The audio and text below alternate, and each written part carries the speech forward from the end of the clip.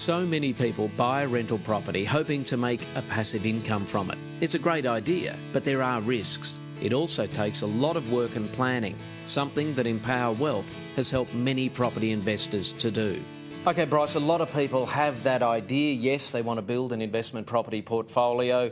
They just don't know how to start it. It's just all talk. Yeah, they've got a really clear goal, and that's to create a lifestyle or financial freedom. But generally, the path is a little bit more vague. And I guess without a clear path laid out for them, they usually hang their hat on the number of properties they have. And I've got 2, I've got 7, I've got 11. But what I find is most people get caught up in how many properties they have, but it's really about what the outcome is. Because sometimes you can be creating yourself a job if you have too many. I mean, I can remember clearly a client coming into the office and she had 32 properties, and the look of anguish on her face was she just said, I'd love to just sell them and hold 7 really good ones. So it does sound like passive income, that's the key? Yeah, look, you really want to keep the goose that lays the golden eggs, and instead of selling properties or perhaps even getting into more debt to fund a lifestyle, we're all about creating a passive income and managing cash flow so that you can keep the properties and enjoy a good retirement lifestyle.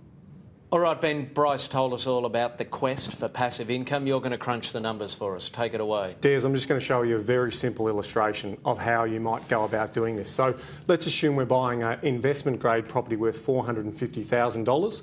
The rental income we're generating is $20,000 per annum, and we've got interest debt of around $25,000. So that gives us a deficit of $5,000 or $96 per week. If we look forward in terms of building an actual plan, remember, start with the end goal in mind. In year 1, we're buying one property. In year 4, we're buying another. And in year 7, we're buying our 3rd property.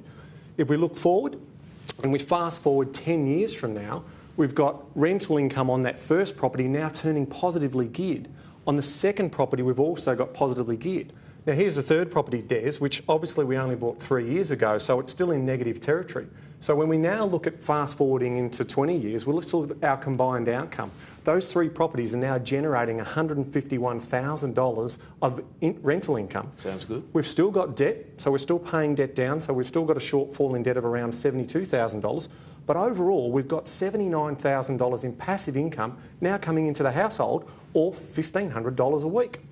Furthermore, if you actually look at the overall combined value of those properties, you've just gone and built yourself a multi-million-dollar property portfolio.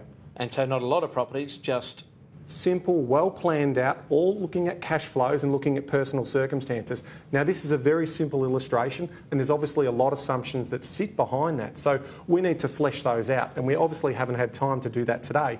But if you go to our website at empowerwealth.com.au/MPTV, we will show you a full presentation of how we got to those numbers. All right, Ben, so here we're negatively geared. Can you just explain how that works? Yeah, Des, we're negatively geared because the income coming in on the property is less than the interest cost of the property. So overall, the property's costing us $5,000 to hold. Now, what negatively geared refers to is the tax outcome of that. Usually what that means is based on the income that's coming into the overall person's wealth, this is going to offset the tax that they've already paid. Thanks very much for that, Ben. Well, if you'd like to know more about this process, go to mptv.com.au and follow the links.